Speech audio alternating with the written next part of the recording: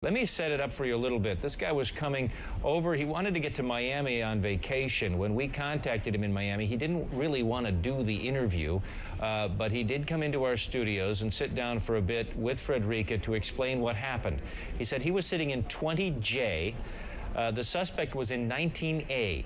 So he had to go over four seats to jump over to where this man was. And here is that interview that Frederica Whitfield did earlier this afternoon.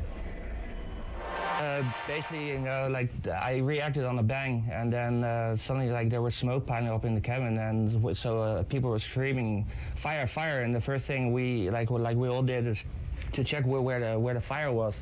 So and then I saw the suspect, and he was just trembling on the seat. And so how many rows back were you, or? Sorry? How many rows back were you? Were behind the suspect when the smoke? No, I was on the right side of the plane, and the suspect was on the left. So there were quite some seats in between. So when I saw that the suspect, he was getting on fire, and you know, I freaked, of course, and without any agitation, I just jumped over all the seats, and I just jumped to the suspect, and because I was thinking, oh, you know, like he's trying to blow up the plane. And you know, I was trying to search his body for, you know, any explosives. And then I took some kind of object that was already melting and smoking out of him, and I tried to put out the fire. And then when I did that, I was also restraining the suspect. And then the fire started beneath his seat. So with my hands and everything, you can see it's a little burned out. I put out the fire, and then other passengers helped me as well. And of course, I was screaming for water, water, because we really had to. You know, a fire in the plane is not that good, of course. And but then the fire was actually getting a little worse, because what I did, it didn't extinguish the fire. So I grabbed the suspect out of the seat, because if he was wearing any more explosives, you know, it would be very dangerous, because he was almost on fire. And when I grabbed him from the seat, the camera crew came, and they came with fire extinguishers, and they got clear of all the flames. And just to be sure, I grabbed him with another attendant, and we took him to first class. And there we stripped him and contained him with handcuffs, and we made sure he had no more weapons, no more bombs on him. And so, Jasper, when you saw, you talk about how something underneath the seat was on fire. Was something on fire on him, or did it appear to be the seat that he, you know, may have set on fire, and then as a result he also burned as well? Well, he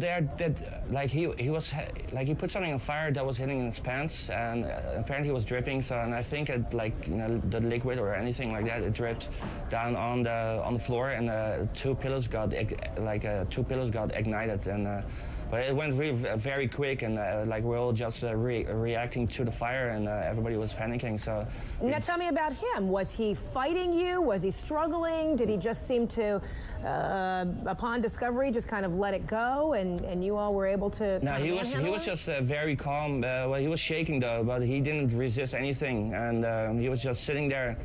And he looked like a normal guy as well, but you know, it was just hard to believe that, you know, he was actually going to trying to blow up this plane. Was there anything about him prior to that incident that ever made you look at him? Did you suspect anything? Did anything catch your attention about him? Nothing, absolutely nothing. So it was a big surprise, and when we heard the first explosion, people were just like looking around, like, you know, okay, this is not good, what's going on? And then the first person shouted fire, and then I got to my sense, I know, okay, this is wrong.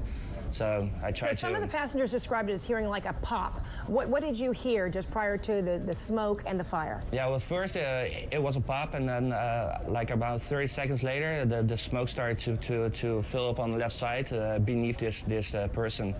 And from that on, we just jumped and tried to save the plane, and we did, luckily.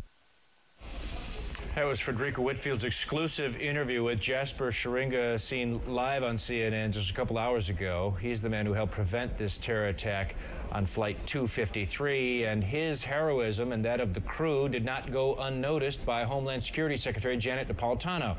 She released a statement saying that, "I am grateful to the passengers and crew aboard Northwest Flight 253 who reacted quickly and heroically to an incident that could have had tragic results."